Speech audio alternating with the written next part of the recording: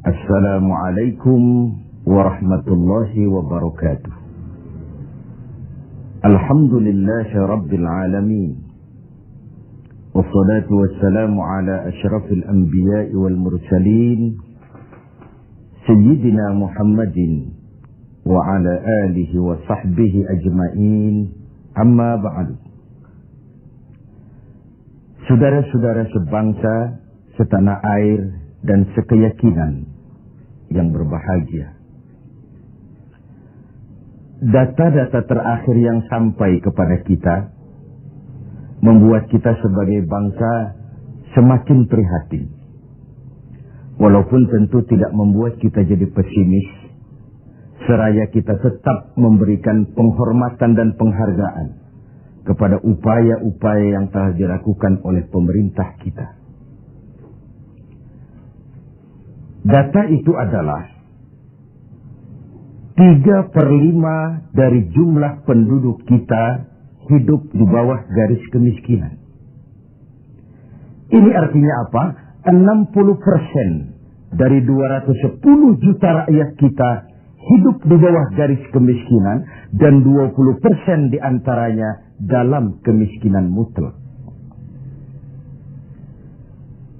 Berbagai macam komentar orang, ada yang tetap dalam alur rasional memberikan analisa kenapa dan mengapa ini terjadi. Ada yang berpendapat kurang kompaknya tim ekonomi kita. Ada yang bilang karena korupsi masih merajalela. Ada yang bilang rendahnya upaya untuk law enforcement. Ada yang lebih cenderung mencari kambing hitam, menyalahkan masa lalu. Namun realitasnya kemiskinan itu tetap berjalan, tetap berlangsung. Sementara kita harus melakukan upaya-upaya di dalam alur kebersamaan terhadap kondisi yang dihadapi oleh mayoritas bangsa kita ini.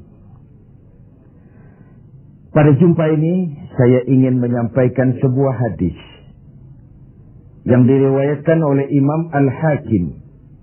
Rasulullah sallallahu alaihi wasallam bersabda, Arba'un man kunna fihi nasyarallahu rahmatuh wa adkhalahu jannatuh. Ada 4 hal. Siapa saja yang mempunyai keempat hal ini, Allah akan pancarkan rahmat kepadanya. Allah akan pancarkan kasih sayang kepadanya dan dimasukkannya orang itu ke dalam surga. Mari kita lihat semua kita termasuk salah satu saja dari 4 hal yang dibicarakan ini. Yang pertama, man awa miskinan. Orang yang memberikan perlindungan, memberikan tempat tinggal, menaungi orang-orang yang miskin. Allah melebihkan rizki sebagian kita dari yang lain, agar dalam hidup terjadi take and give. Karena bagaimanapun kita ini saling memerlukan. Tidak ada orang hebat yang bisa hidup sendirian. Betapa dan siapapun kita memerlukan yang lain. 60% rakyat kita hidup di bawah garis kemiskinan dan bukan mereka punya mau. Padahal subhanallah, kita diberikan negara yang begini kaya, hijau, ranau, subur, makmur. Bumi kita mengandung gas, batu bara, minyak, laut kita kaya, hutan kita kaya. Negara kita kaya dan penduduk kita miskin. What wrong? Tapi pertanyaan ini bisa mengundang berbagai macam polemik. Oleh karena itu, saya ingin mengetuk hati kita semua. Allah akan memancarkan rahmatnya kepada orang-orang yang santun, berpihak kepada orang-orang miskin.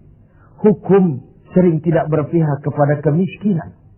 Kebenaran sering tidak berpihak kepada kemiskinan. Sehingga dengan demikian, tersudutlah dia di pojok-pojok kehidupan. Padahal ini masalah kita bersama.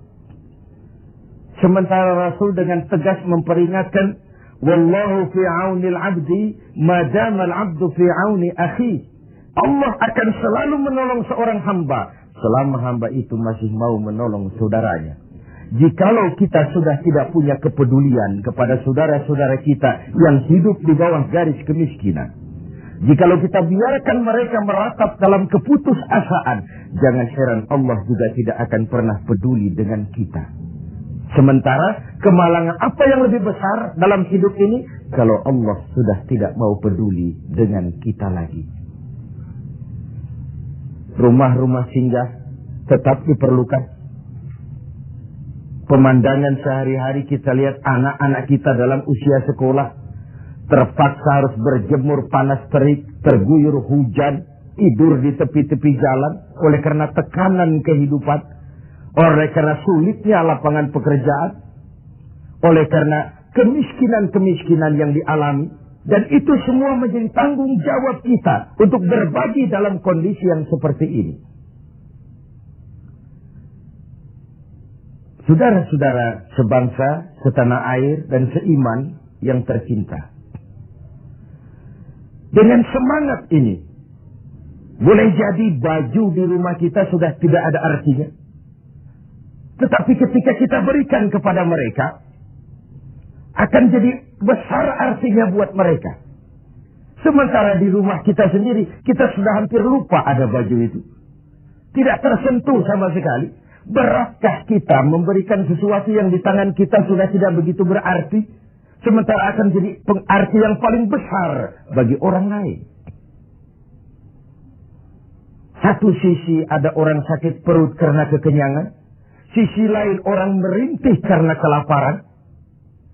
Tidak bisakah kita menyisihkan sebagian saja supaya kita tidak berlebihan dan tetap sehat, sementara yang lain juga tetap tidak merintih kelaparan karena kekurangan makan? Kemiskinan merupakan musuh kita yang paling utama. Dan biang keladinya adalah belum stabilnya perekonomian kita. Penyebabnya bisa bermacam-macam. Karena kurang kompaknya tim ekonomi kita, iya. Karena warisan hutang, iya juga. Baik hutang pemerintah maupun hutang swasta. Karena orang-orang para pemimpin kita belum mampu melakukan terobosan-terobosan ekonomi yang menggembirakan, iya juga. Tapi rakyat kita sesungguhnya, kita lihat. Di lintasan pintu kereta, itu kadang-kadang penjaga pintu juga, kereta masih di mana-mana, pintu sudah ditutup. Panjang sekali antrian itu. Terbes sopir-sopir keringetan. Setengah jam nunggu kereta mau lewat. Ketika lewat keretanya memang 11 gerbong, panjang sekali. Si sopir truk, si sopir bus, si kenek yang kekeringatan itu, pantas saja lama kita menunggu sampai keringetan. Keretanya yang lewat panjang betul.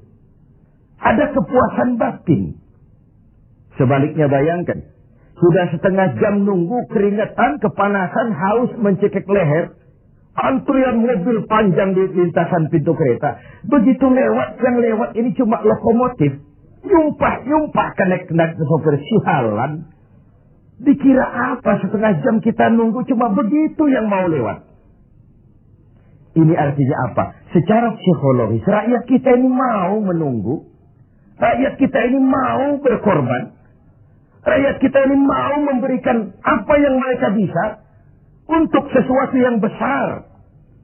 Untuk sesuatu yang monumental. Untuk sesuatu yang bisa merubah keadaan mereka. Jangan biarkan rakyat kita menunggu dengan kecewa karena begitu lama menunggu yang lewat cuma lokomotif. Cuma kepala kereta yang lewat. Mereka merasa penantian setengah jam sia-sia. Pengorbanan peras keringat, haus mencekik leher. Jadi konyol ketika yang lewat cuma sebuah lokomotif. Begitulah. Kadang kita masih terkontaminasi oleh pola lama. Sebagian dari pemimpin kita masih memandang bahwa jabatan itu fasilitas dan kekuasaan. Lebih celaka lagi bahwa jabatan adalah jalan pintas untuk menuju kaya. Merasa giliran. Kemarin kan giliran kamu, sekarang giliran saya. Sepanjang jabatan masih dianggap sebagai fasilitas dan kekuasaan, apalagi jalan pintas untuk menuju kaya, itu rampok. Negara sedang sakit, ini musim kerja bakti. Pesta sudah selesai, ini saatnya kita cuci piring. Kita Dalam artian seluruh komponen bangsa. Ya birokratnya, ya teknokratnya, ya ekonomnya, ya agamawannya, ya politisinya. Semua kita. Ini merupakan tanggung jawab kita secara bersama-sama. Man awa miskinan. Orang yang santun kepada orang-orang yang miskin. Memberikan tempat bernaung, tempat tinggal. Mendidik, memberikan kesempatan pendidikan kepada anak-anak mereka. Sehingga anak-anak itu, yang juga anak-anak kita, punya hak menatap hari esok dengan pasti. Punya hak menggantungkan harapan dan cita-cita. Seperti juga anak-anak lain punya harapan dan punya cita-cita. Marilah kita semua menyadari, hidup ini sebuah putaran menunggu giliran. Dan jabatan adalah amanah. Sementara menyia-nyiakan amanah adalah khianat. Lebih jauh dari itu, agama mengajarkan apapun yang kita miliki dalam hidup ini sebuah titipan. Harta titipan. Jabatan titipan. Ilmu pengetahuan titipan. Kalau titipan harus disikapi dengan dua. Pertama, titipan harus dijaga baik-baik. Masa ada orang datang ke rumah saya, Pak, saya titip mobil sebentar. Oh, silakan. Saat mobil diambil, kacanya pecah, bempernya penyok, rebannya kempes, knalpotnya hilang, marah yang punya. Saya cuma titip, kenapa tidak dijaga baik-baik? Begitulah Allah menitipkan jabatan kepada kita. Saat nanti diambil jabatan itu berlumur korupsi, berlumur kezaliman, tipu daya, trik, rekayasa. Tentu marah yang menitip ini. Kau harus bertanggung jawab. Ini kan titipan. Kenapa tidak dijaga baik-baik? Harta titipan. Malahan, kalau saudara diberikan ilmu, pertanyaan akhirat cuma satu. Ilmumu kau amalkan untuk apa? Diberikan kita usia yang panjang, pertanyaan akhirat juga cuma satu. Usiamu kau habiskan di mana? Tapi diberikan kita harta, pengadilan akhirat akan bertanya dua. Hartamu kau dapat dari mana, kau belanjakan kemana? Depan dan belakangnya ditanya, dari mana dan kemananya. Itu sebabnya Rasulullah berpesan, hasibu anfusakum qabla an tuhasabu. Hitung dirimu sebelum Allah yang menghitungnya. Dengan bahasa sekarang, kalau malam-malam ada baiknya kita putar film hidup kita ini. Sejak akil balik sampai sekarang, lihat adegan-adegan yang pernah kita lakukan. Oh, tanggal sekian, bulan tahun sekian, saya nyolong, saya korup. Tanggal sekian, bulan sekian, saya nempeleng orang tanpa alasan yang benar. Putar film itu. Apa target dari semuanya? Kalau ada adegan yang tidak pantas, sekarang ini kita masih bisa melakukan sensor. Taubat maksudnya, pemutihan. Ada suara yang kurang jelas, masih bisa dubbing. Ada alur cerita yang kurang utuh, masih bisa editing. Proses sensor, proses editing, proses dubbing masih dimungkinkan sekarang. Sekarang, di dunia ini. Kalau nanti di padang mahsyar, Allah yang memutar film kehidupan kita. Tidak akan ada waktu lagi untuk sensor, dubbing, editing. Yang ada tinggal pertanggungan jawab. Dan hari itu seperti sering kita baca dalam surah Yasin. Al-yawma nakhtimu ala afwahihim. Wa tukallimuna aydihim. Wa tashhadu arjuluhum bima kanu yaksibun. Mulut mereka kami gembok. Tangan mereka akan laporan. Dan kaki mereka akan memberikan kesaksian terhadap apa saja yang telah mereka lakukan. Jabatan adalah titipan. Dia harus dijaga baik-baik. Yang kedua, kalau titipan tidak boleh membuat orang arogan, sombong. Dititipi, sekadar dititipi kok sombong. Apa alasannya? Orang titip mobil ke rumah saya, yang punya mobil pergi, saya petatang-peteteng, membangga-banggakan. Ini mobil hebat, ini mobil mutakhir, ini mobil canggih. Mobil orang titip. Begitulah kita. Ini jabatan, titipan. Kenapa harus sombong? Ini harta, titipan. Kenapa mesti sombong? Ini ilmu pengetahuan, titipan. Kenapa harus sombong?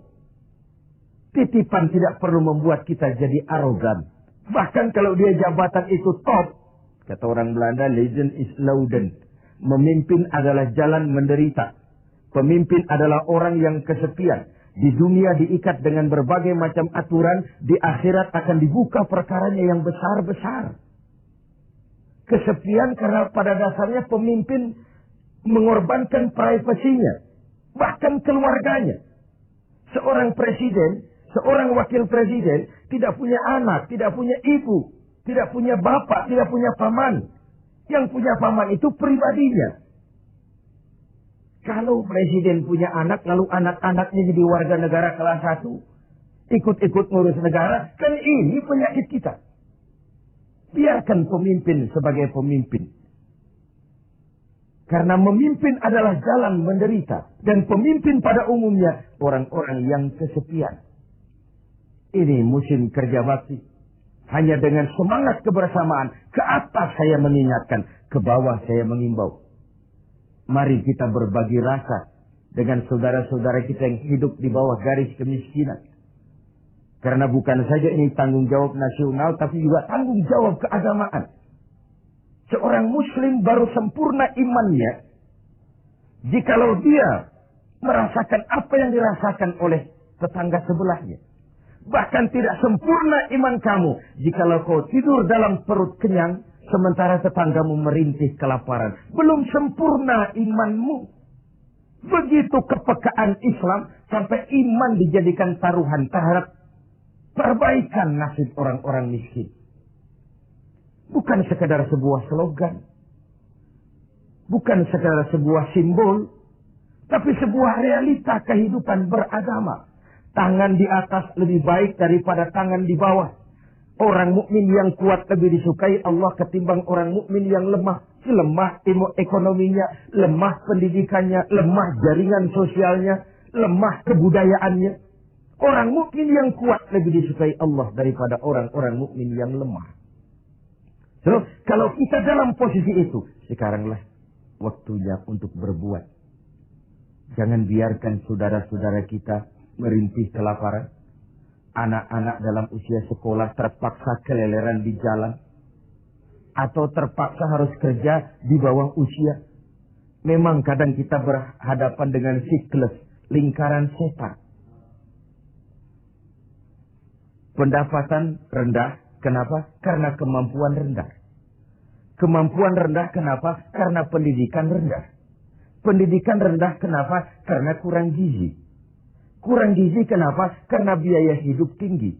Biaya hidup tinggi kenapa? Karena pendapatan rendah. Begitu berputar lingkaran setan ini. Tapi what can we do now? Apa yang bisa kita lakukan sekarang? Buat tetangga kita, buat masyarakat lingkungan kita, setidaknya man awa miskinan. Orang yang menolong orang-orang miskin. Memberikan tempat tinggal. Melindungi mereka. Akan dipancarkan rahmat Allah kepada mereka. Kasih sayang Allah akan berlimpah.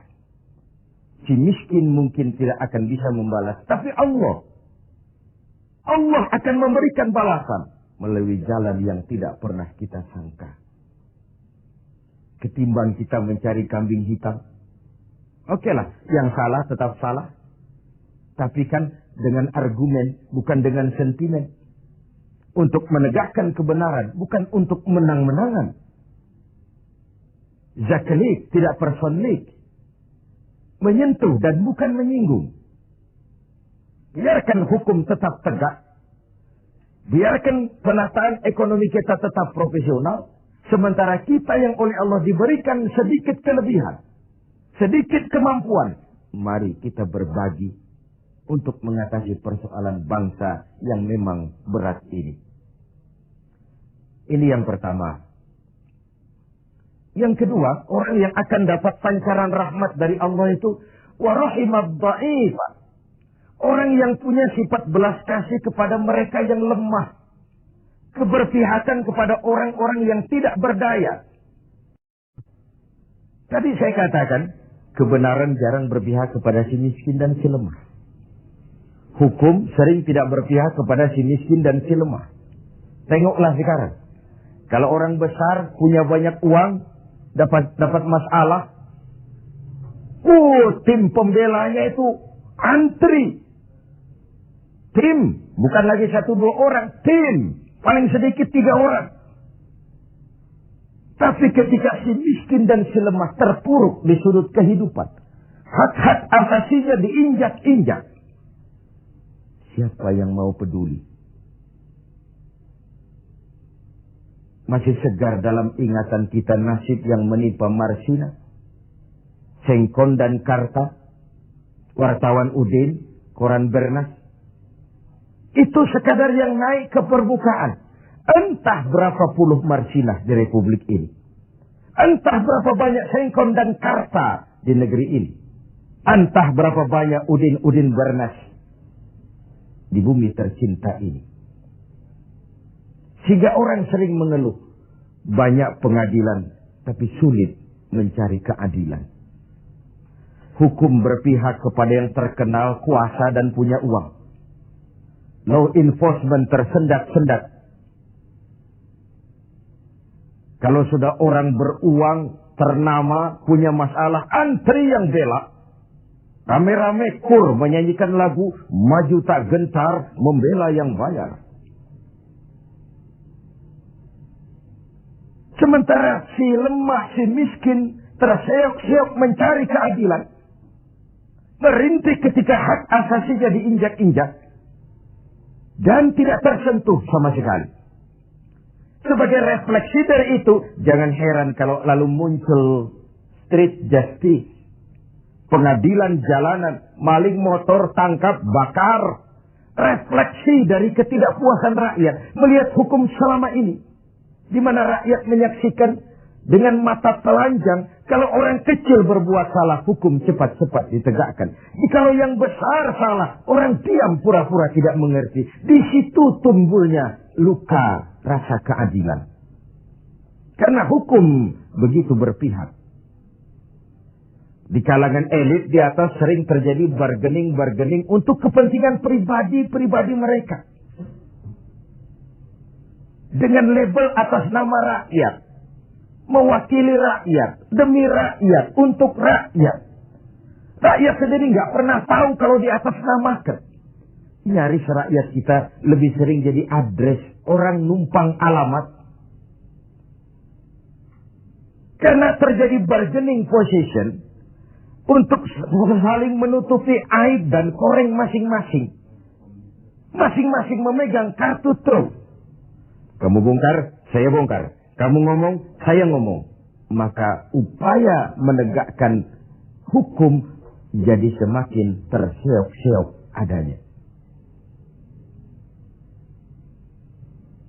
Saudara-saudara sebangsa, setanah air, dan seiman yang tercinta. Keberpihakan kepada orang yang lemah dan tidak berdaya. Bukan karena kita kepengen jadi hero. Tidak. Ini bagian dari ibadah. Bagian dari ibadah. Of course, lebih nikmat berpihak kepada kekuasaan memang. Numpang mujur, ikut nimbrung. Kekuasaan itu gula. Tentu saja banyak semut di sekitarnya. Harta juga manis. Banyak gula di sekelilingnya. Sampai-sampai ada pepatah Arab mengatakan, Inna darahima fil amakini kulliha taksur rijala mahabatan wa jalala. Uang dan kekuasaan itu di mana-mana bikin gagah orang yang memilikinya. Bikin hebat orang yang menguasainya. Orang yang punya uang dengan yang tidak punya uang, janganlah gaya hidupnya, gaya jalannya saja lain. Yang kecil-kecilan sajalah. Teman-teman kita yang kerja di bangunan itu, buruh bangunan itu. Kemis sama Sabtu sore, lain jalannya. Sabtu sore itu jalannya gagah. Kenapa? Habis gajian. Tapi kalau Selasa, Kemis, lesu, lelah, letih. Gaya jalannya saja lain. Dan agak nyinyir memang, tapi realitas. Wahia silahun liman arada qitalan. Wahia lisanun liman arada fasahatan. Uang dan kekuasaan adalah senjata yang paling ampuh bagi orang yang mau bertempur. Nuklir bahkan sekalipun bisa nggak bunyi kalau disumpal dengan uang. Apalagi meriam, tank, pistol, semua tidak bunyi kalau disumpal dengan uang. Dia adalah senjata yang paling ampuh bagi orang yang mau maju ke medan perang. Dan lisanun liman arada fasahatan. Lidah yang paling fasih bagi orang yang mau bicara. Bicara dengan menggunakan retorika muter-muter menghanyutkan orang. Masih buntu. Coba uang yang bicara. Lewat semua. Ya, secara guyonan. Anak-anak sering bilang. Ada fulus, mulus. Tidak ada fulus, manfus. Pepatah Arab Indonesia. Ada fulus, mulus. Tidak ada fulus, manfus. Apakah harus seperti itu budaya kita? Mau dapat jabatan, setelah pendidikan harus bersaing. Lalu dalam persaingan ini, mana yang paling bisa memberikan semur, dekat sama semar, semur. Logikanya apa? Kalau orang meraih jabatan karena banyak mengeluarkan uang dan berani, tentu dia sudah berhitung. Aha, 3 bulan pun pulang modal ini. Aha, paling sebentar selesai nih, pulang balik modal lah. Sudah ada hitung-hitungan matematikanya. Kalau ini yang terjadi, orang naik meroleh jabatan karena banyak mengeluarkan uang, maka hal pertama yang dia lakukan setelah menjabat ialah bagaimana pulang modal. Setelah pulang modal, bagaimana cari untung. Pengabdian nomor 19. Rakyat nomor 26. Saya pakai modal besar kok ini. Dipandangnya lah jabatan sebagai jalan pintas untuk menuju kaya. Benar kalau Rasulullah mengajarkan jangan berikan jabatan kepada orang yang memintanya. Memintanya pun jangan. Apalagi sampai nyogok-nyogok, kasih semir, kasih uang. Karena orang yang meminta mesti punya motivasi. Sedangkan jabatan adalah amanah. Menyia-nyiakan amanah merupakan dosa yang amat besar. Saudara-saudara seiman dan sekeyakinan yang berbahagia. Setiap kita pemimpin. Setiap pemimpin akan dimintakan pertanggungjawab terhadap apa saja yang dipimpinnya. Suami pemimpin di rumah tangganya. Ibu pemimpin bagi anak-anaknya. Pemuda pemimpin bagi dirinya. Pak Lurah pemimpin di kelurahannya. Setiap kita pemimpin. Dan setiap kita akan dimintakan pertanggungjawab terhadap apa saja yang kita pimpin. Sungguh pun itu kecil kita sembunyikan dari pandangan orang banyak. Namun Qadir Rabbul Jalil maha mengetahui. Inilah etika otonom. Merasakan kehadiran Allah dekat dalam hidup. Ada sebuah karikatur. Seorang kiai punya murid santri 40 orang. Dari 40 orang ini ada 1 orang yang mendapat perhatian agak istimewa dari kiainya. Santri-santri yang lain protes.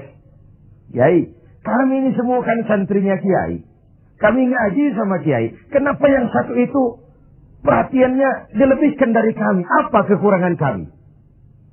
Senyum kiai kita ini. Lalu bilang, oke. Kalau kau mau tahu, besok pagi kumpul di sini jam 10. Esoknya jam 10 kumpul 40 santri ini, termasuk yang dapat perhatian istimewa tadi. Anak-anakku, kata Kiai, hari ini saya ingin memberikan pelajaran kepada kalian semua. Masing-masing kalian aku berikan seekor anak ayam dan sebilah pisau. Bertebaranlah kalian dengan anak ayam seekor dan sebilah pisau ini. Cari tempat yang tidak ada yang lihat. Sembelih ayam itu di situ. Cari tempat yang tidak ada yang lihat. Sembelih ayam itu di situ. Anak ayam itu. Bertebaranlah santri ini. Mencari tempat yang dipesan kiai tadi. Cari tempat yang tidak ada yang lihat. Ada yang masuk ke dalam gua. Gelap, tengok kiri kanan, tidak ada orang. Potong anak ayamnya. Ada yang cari semak belukar. Noleh kiri kanan, tidak ada orang. Potong. Ada yang naik ke gunung tinggi. Ada yang ke tepian sungai. Macam-macam. Alhasil, pada waktu yang ditentukan berkumpullah ke 40 santri ini. Bagaimana? Tanya Pak Kiai kita. Lapor Kiai, sudah kami sembelih semua. Sudah semua, sudah. Majulah santri yang satu ini, yang dapat perhatian lebih ini. Saya Kiai, kenapa? Saya tidak bisa menyembelih anak ayam yang Kiai berikan tadi. Kenapa? Kenapa tidak kau sembelih? Tadi waktu mau berangkat Kiai pesan, cari tempat yang tidak ada yang lihat, sembelih anak ayam itu di sana. Saya sudah berusaha Kiai. Saya pergi ke gunung yang tinggi, ke lembah yang suram, ke semak belukar, ke hutan belantara, ke dalam gua bahkan. Tetapi kemanapun saya pergi, dimanapun saya berada, Allah tetap melihat Kiai. Saya tidak bisa menyembelih ayam, anak ayam ini seperti pesan Kiai tadi. Kiai senyum, lalu menghadapi 39 santri yang lain. Nah, kau tahu kan kenapa dia lebih istimewa dari kalian semua? Dia punya etika otonom. Dia merasakan kehadiran Allah dekat dalam hidup. Tengoklah dalam upaya memberantas korupsi di negeri ini. Berapa banyak tim yang sudah kita bentuk. Berapa banyak operasi yang sudah kita lancarkan. Entah yang namanya operasi kilat, operasi Raja Wali, operasi Halilintar, operasi Gledek. Tim ini, tim itu, tim ini, tim itu. Ketika terbentur gunung, timnya bubar. Operasinya selesai. Sementara korupsi tetap berjalan. Mari kita kembali kepada nurani. Dalam kondisi negara kita terpuruk, ekonomi kita begini rupa, 60% rakyat kita hidup di bawah garis kemiskinan. Masih bisakah kita menyalahgunakan jabatan untuk kekayaan pribadi? Masih maukah kita memperkaya kelompok sendiri dengan menyia-nyiakan rakyat banyak? Masih tegakah kita bermain-main dengan hukum? Kita tahu sesuatu itu benar, tapi terus kita injak. Kita tahu sesuatu itu salah, tapi terus kita kerjakan. Kita tahu sesuatu itu benar, tapi kita tidak berupaya membelanya. Benar, kalau Rasulullah Shallallahu Alaihi Wasallam pernah mengajarkan sebuah doa.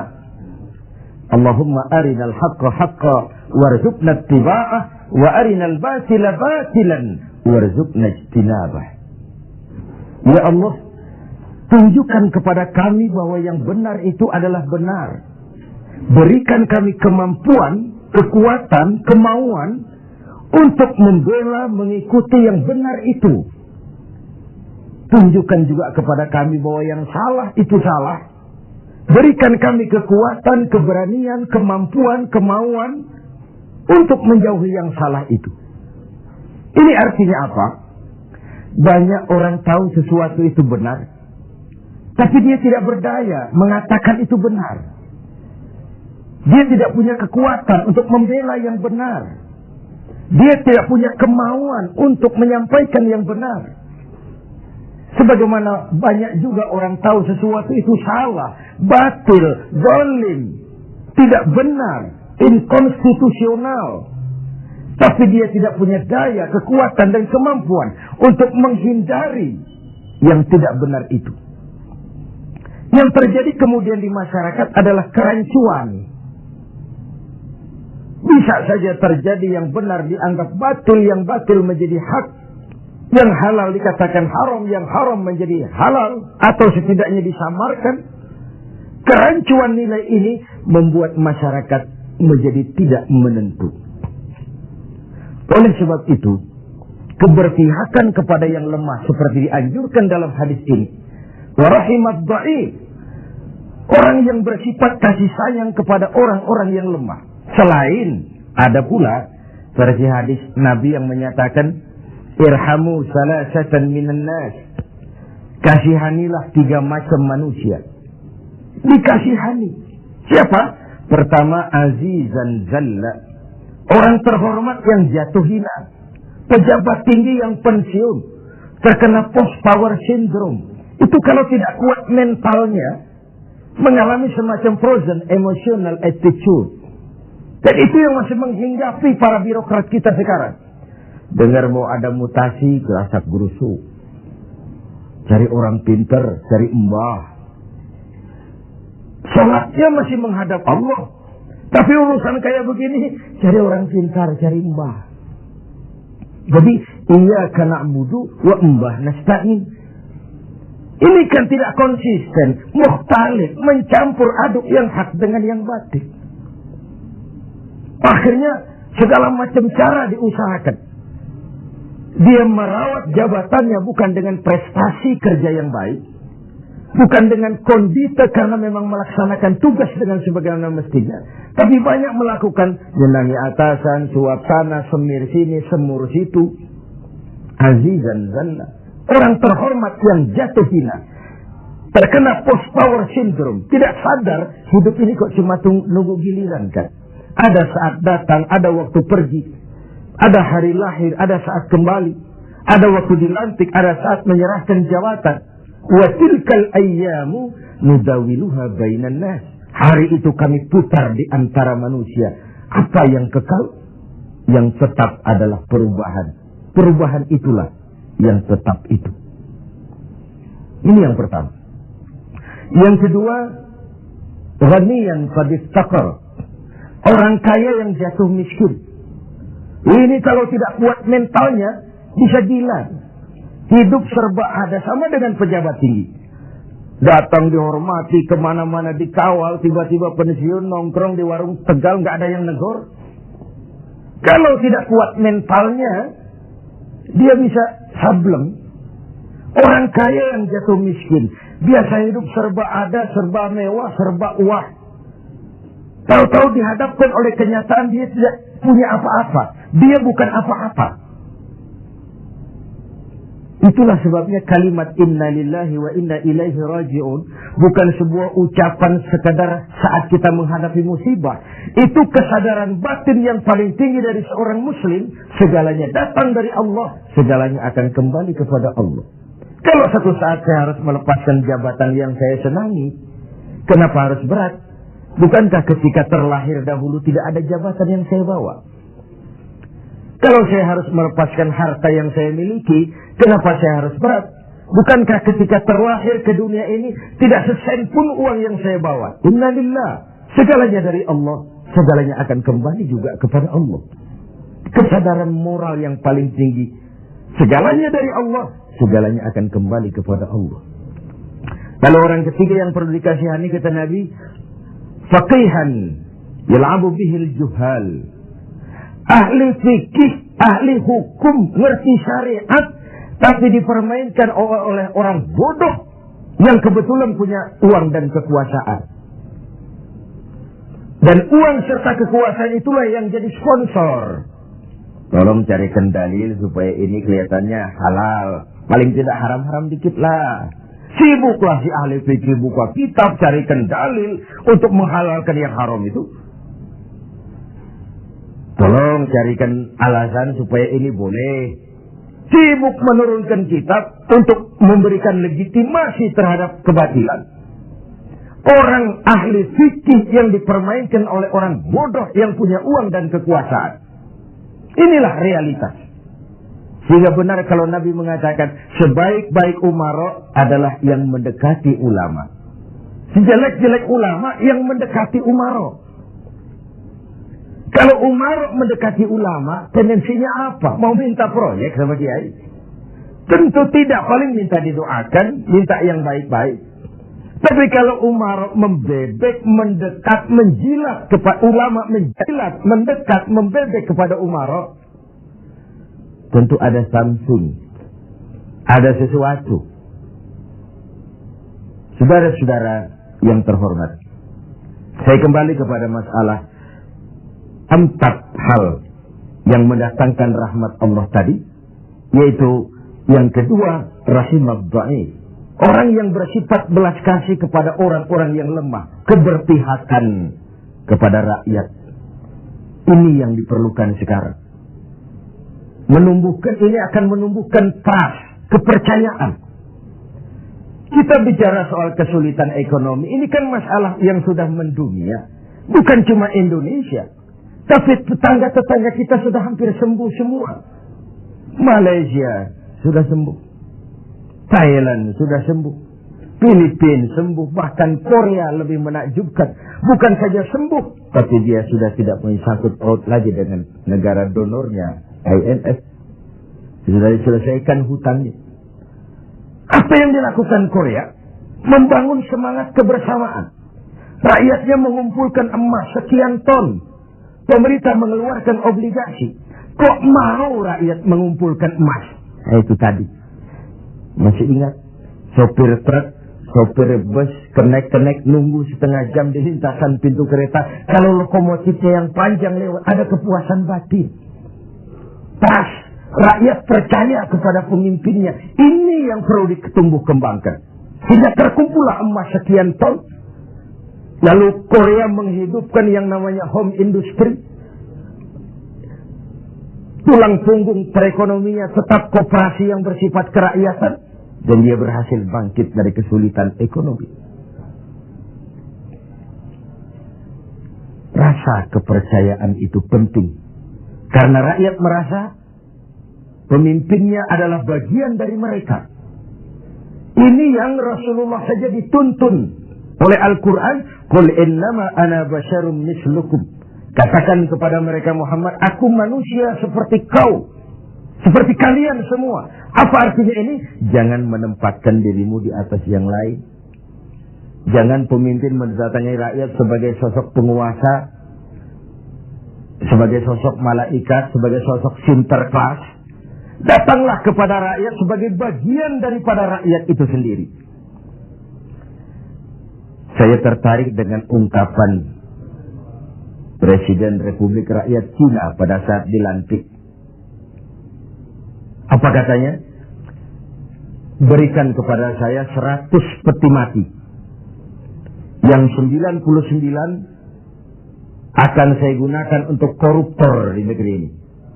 Yang 1 akan saya pakai sendiri kalau kamu lihat saya tidak benar. Sebuah ungkapan yang menampilkan kesungguhan dan keteladanan. Siapkan 100 peti mati. Yang 99 untuk para koruptor di negeri ini. Yang 1 akan saya pakai sendiri kalau kamu lihat saya tidak benar. Sebuah negeri Cina yang nyaris ateis, komunis, mempunyai landasan moral yang begitu tinggi untuk memberantas korupsi, menciptakan pemerintah yang bersih dan berwibawa. Mengapa kita yang berpancasila, yang sila pertamanya ketuhanan yang Maha Esa, yang kita negara walaupun bukan negara agama tetapi negaranya orang beragama, mengapa kita lalu setengah hati terjebak pada bargaining cuma untuk melembagakan pribadi, kepentingan golongan paling tinggi, tapi tidak menyentuh kepentingan rakyat banyak. Satu hal yang patut kita renungkan. Saudara, kita teruskan kepada hal ketiga. Yang mendatangkan rahmat dari Allah itu apa? Wa rafiqa bil mamluk. Orang yang bersikap lemah lembut terhadap mamluk, hamba sahaya, mustad'afin, orang-orang yang tidak berdaya. Pembantu-pembantu di rumah kita sering kita anggap sebagai pembantu. Kita ora pati ngowong ke wong. Tidak memandang orang itu sebagai orang. Bukan sebagai anggota keluarga, tapi pure pembantu.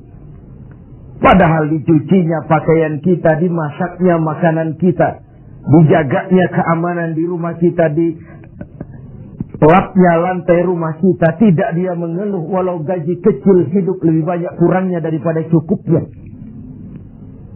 Yang dimaui dari hadis ini adalah keberpihakan kepada mustad'afin, golongan yang lemah, golongan yang tidak berdaya. Kita bisa bayangkan, hanya 2% saja dari jumlah penduduk Indonesia yang hidup dalam gaya yang begitu luar biasa, menikmati segala macam fasilitas. 98%-nya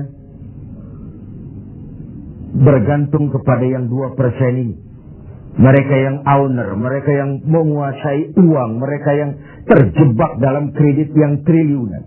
Bayangkan saja, ketika aset kita diberitakan 600 miliar di PPPN, tapi kemudian real cost yang sesungguhnya cuma 160 miliar. Terjadi 340 miliar yang di-markup sedemikian rupa. Begitu mudah orang mendapat fasilitas. Dengan semangat nasionalisme yang hampir tidak ada sama sekali. Ketika terjadi gonjang-ganjing di negeri ini, dengan berobatlah mereka berangkat ke luar negeri dengan segala macam lah. Lalu, what can we do? Apa yang bisa kita lakukan dalam kondisi seperti ini? Diperlukan tekad dan keteladanan. Tekad dari kita semua. Betapa seorang presiden Cina yang notabene adalah komunis punya ungkapan moral yang begitu tinggi ketika dia dilantik menjadi presiden. Saya ulangi lagi ungkapan ini karena memang menarik. Berikan aku 100 peti mati. Yang 99 akan aku gunakan buat koruptor.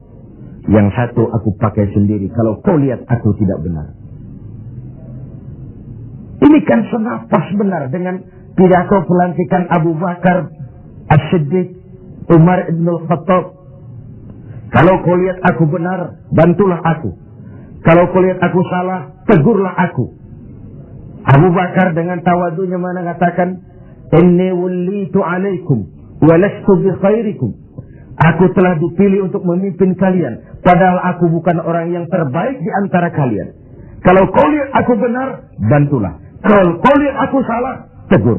Dan Sayyidina Umar dengan jujur juga menjawab, aku akan menegurmu dengan pedangku. Artinya apa? Jangan main-main dengan jabatan.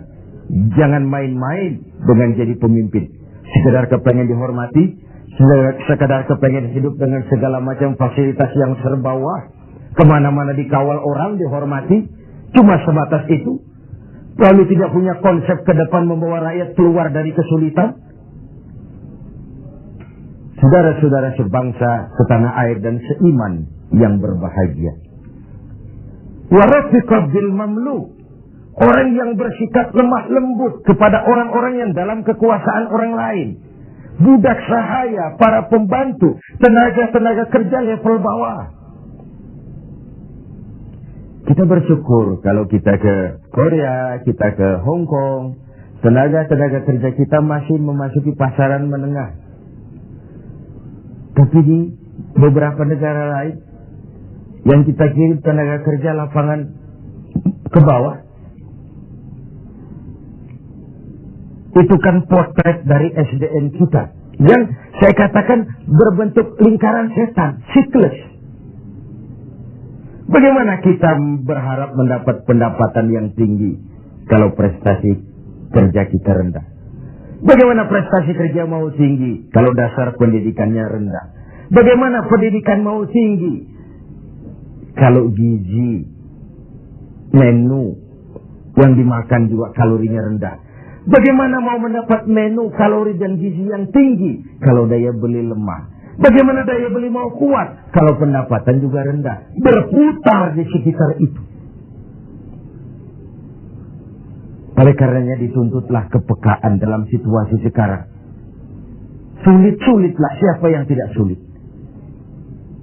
Yang kaya saja mengeluh, konon yang miskin. Yang masih punya kerjaan saja mengeluh, konon lagi yang sama sekali saja mengeluh, konon yang miskin. Yang masih punya kerjaan saja mengeluh, konon lagi yang sama sekali tidak punya kerjaan. Hopeless, homeless. Dan ini kesulitan kita bersama. Mari kita berbagi. Wallahu fi auni al-'abdi madama al-'abdu fi auni akhi. Allah akan selalu menolong seorang hamba selama hamba itu masih mau menolong saudaranya. Selama kita utuh, kokoh dan kuat, bersatu sebagai bangsa, tidak ada kesulitan yang tidak bisa kita atasi. Hutang-hutang kita, paling tidak kita bisa minta rescheduling, debt rescheduling, penjadwalan ulang. Terlalu riskanlah kalau kita minta pemutihan, karena itu memberikan pengumuman bahwa negeri kita bangkrut. Debt rescheduling. Sumber daya alam kita masih memadai. Banyak terobosan-terobosan yang dilakukan selain membebani rakyat dengan berbagai macam pajak. Pajak ini, pajak itu, pajak ini, pajak itu. Tidak adakah satu upaya selain meningkatkan pajak dengan tambahan hutang dari luar negeri untuk memperbaiki ekonomi ini? Let's be ourselves. Mari kita jadi diri kita. Selama ini kita gagal barangkali sebagai bangsa oleh karena kita tidak mau menjadi diri kita. Negara kita negara agraris, tapi teknologi kita berorientasi kepada high tech. High tech itu artinya high cost, tetapi sekaligus high risk. Yang kita perlukan teknologi yang mengarah kepada agro. Sebuah karikatur sederhana. Tingkat kesuburan yang paling tinggi di negeri kita adalah di Pulau Jawa. Humus kesuburan itu sampai 15 meter ke bawah. Sedangkan di luar Jawa rata-rata 15 cm tingkat kesuburannya. Wajar kalau lalu ada lahan berpindah, ladang berpindah. Karena tingkat humus kesuburannya cuma 15 cm dari permukaan. Apa yang kemudian terjadi? Tanah-tanah yang subur di Jawa ini ditanami gedung, ditanami beton. Untuk kepentingan high-tech. Lalu sawah kita buatlah di Kalimantan Tengah. Lahan 1 juta hektar. Tanahnya gambut. Proyek gagal total. Triliunan uang menguap. Entah yang di-markup, entah yang disalah alirkan, habislah akhirnya uang setan dimakan jin. Let's be ourselves. Mari kita jadi diri kita. Sebab hanya orang yang tahu benar dirinya, dia akan bisa menempatkan diri. Tetapi pada saat kita sudah tidak tahu siapa kita, apalagi kita mau jadi orang lain, maka kita tidak akan pernah jadi apa-apa. Jangan di bawah bayang-bayang orang lain. Karena bagaimanapun negara donor mau memberikan bantuan karena kepentingan. Apalagi jangan mau jadi orang lain. Jadilah diri kita, itu yang sejatinya. Semangat gotong royong, kebersamaan, kepedulian sebagai budaya yang dimiliki orang-orang tua kita nyaris tercabut dari kehidupan kita. Terjebak euforia, tiba-tiba saja atas nama kebebasan, atas nama demokrasi, kita seakan tercabut dari akar budaya kita. Kita yang santun jadi beringas, kita yang rukun jadi saling mencurigai, kita yang toleran tiba-tiba bermusuhan. What's wrong? Apa sih sebenarnya? Siapa melawan siapa? Siapa nyurigai siapa? Siapa membunuh siapa? Kita anak-anak bangsa satu tubuh yang lahir dari rahim Ibu Pertiwi. Pada layaknya menghadapi kesulitan-kesulitan seperti ini, kita bahu-membahu. Saya ingat almarhum Panglima Besar Sudirman punya ungkapan, tidak ada kemenangan kalau tidak ada kekuatan. Tidak ada kekuatan kalau tidak ada persatuan dan kesatuan. Tidak mungkin terwujud persatuan dan kesatuan tanpa semangat silaturahmi. Mau menang kita keluar dari kesulitan besar ini, harus kuat. Mau kuat kita, harus bersatu. Mau bersatu kita, hidupkan budaya silaturahmi. Islah, kata orang sekarang. Rekonsiliasi, bahasa kerennya. Tidak hanya pada saat memang ada benih-benih disintegrasi, tapi dalam kondisi yang normal. Silaturahmi dilakukan dalam posisi kita sebagai bagian dari rakyat kita. Rakyat memilih pemimpinnya bukan cuma untuk membuka, meresmikan, berkunjung, meresmikan, membuka, meresmikan, berkunjung.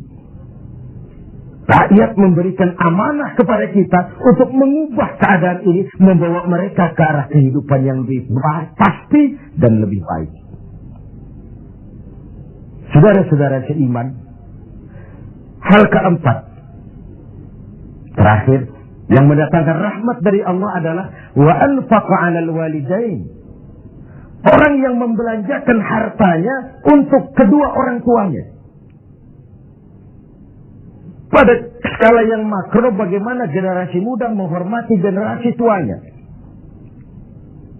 Satu hal yang pasti, orang-orang tua kita pernah muda, dan kita belum pernah tua. Artinya apa? Paling tidak kita bisa menimba pengalaman. Hidup adalah mata rantai yang berkaitan. Sebuah sukses besar mestilah berangkat dari hal-hal sebelumnya. Listrik yang ditemukan Edison, Thomas Alva Edison, mungkin tidak secanggih listrik sekarang. Tapi kapanpun orang bicara listrik, Thomas Edison juga yang kita ingat. Orang-orang tua kita yang telah berjasa membangun negeri ini dengan keringat, air mata, darah, dan nyawa. Hanya bangsa yang besar yang bisa menghargai para pahlawannya. Hanya generasi terhormat yang bisa menghormati orang-orang sebelumnya. Hidup mata rantai yang saling berkaitan. Betapapun hebatnya kita sekarang, kita tetap merupakan produk dari masa lalu. Itu pada skala makro. Pada skala mikronya, menghormati ibu bapak. Tidak ada bahagia bisa ditegakkan tanpa restu keduanya. Dalam hidup kita sering berziarah ke makam-makam yang kita anggap keramat. Tapi sadarkah kita, keramat hidup itu ada di rumah kita, ibu dan bapak kita. Doanya mustajab, sumpahnya pun manjur. Sehingga Nabi ingatkan, ridallah fi ridal walidain, wa suhtullah fi suhtul walidain. Ridho Allah dalam keridhaan ibu bapak, murka Allah juga dalam murka ibu dan bapak. Agama mengenal kisah Juraij, budaya bangsa kita mengenal kisah Simalin Kundang.